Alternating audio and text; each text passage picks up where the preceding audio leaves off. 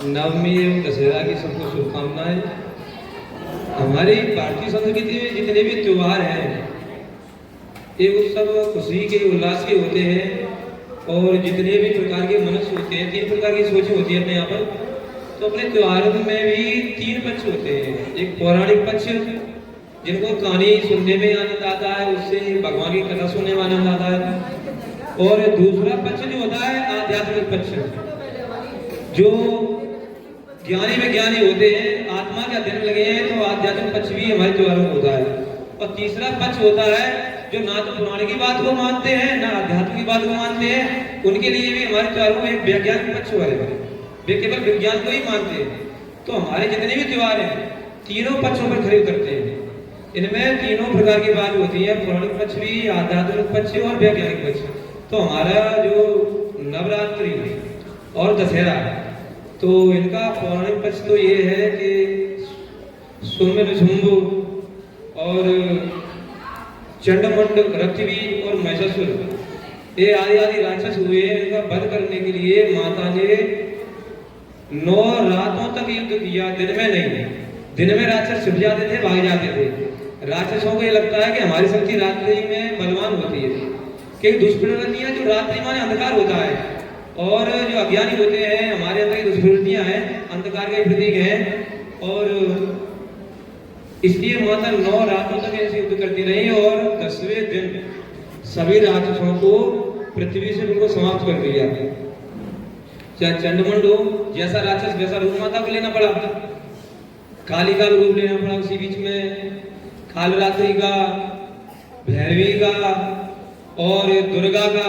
महिषासुर वध के लिए शेर भी बैठ के आना पड़ा, क्योंकि महिषासुर की सवारी भैंसा थी, तो भैंस को मारने के लिए शेर को भी आना पड़ता है। अब इनका आध्यात्मिक पक्ष और वैज्ञानिक पक्ष ये है कि शेर वीरता का प्रतीक है, सत संकल्प का प्रतीक है। कुछ करने के लिए दृढ़ संकल्प के साथ हम कुछ करें, उस पर खरे उतरने का प्रतीक है शेर। और भैंसा जो है आलसीपन का प्रतीक है, आलस का, प्रमाद का। कोई हम संकल्प लेते हैं तो बीच में आप नहीं करेंगे, या पढ़ाई हमसे होती नहीं है, या ऐसा नहीं होता है। ऐसे विचारों में हम शेर की तरह डटे खड़े हो जाए तो आलस, प्रमाद इसमें हम विजय पा सकते हैं। इसलिए माता को शेर की सवारी करनी पड़ी। इसका वैज्ञानिक पक्ष है। और 10वें दिन दशहरा कुछ ऐसा दिन है, बड़े बड़े जितने राक्षस हुए जिनको कोई नहीं मार पाया, दशहरा के दिन ही मारे गए। चाहे राम ने रावण को मारा हो, चाहे माँ दुर्गा ने आदि राक्षस महिषासुर को मारा हो। और इसमें जो आध्यात्मिक पक्ष इसका ये है कि 9 दिन तक ये विशेष नवरात्रियां बोली जाती हैं, साधना के लिए विशेष महत्व इनका। जो आध्यात्मिक खोज में लगे हुए हैं 9 दिन तक अन्न ग्रहण नहीं करते हैं, जिससे उनकी बुद्धि सात्विकी हो जाए। अंदर की जो बुराइयां हैं, अन्न से सबको पता है, अन्न से मन बनता है। चोरी का अन्न होगा, बुद्धि खराब होगी। ज्यादा तले भले चटकीले पदार्थ होंगे, उन्हें खाकर के हमारी बुद्धि खराब होगी। बाजार की जितनी भी जो चीजें मिल रही हैं उनसे बुद्धि खराब होती है, कमजोरी भी होती है बुद्धि, क्रूरी भी बनती है, क्रोध भी उत्पन्न होता है उनसे।